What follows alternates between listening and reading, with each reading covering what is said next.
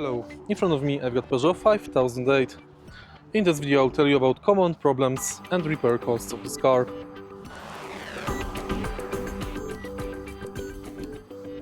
Frequent issues are timing belt wear, replaceable by 70,000 85,000 kilometers or per schedule, weak AC, dashboard rattles, handbrake faults, brake warning sensors, electric handbrake problems.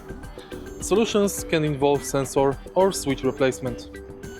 Engine repair averages are 1200 pounds, gearbox approximately 600 pounds, suspension 400 pounds and electronics 300 pounds.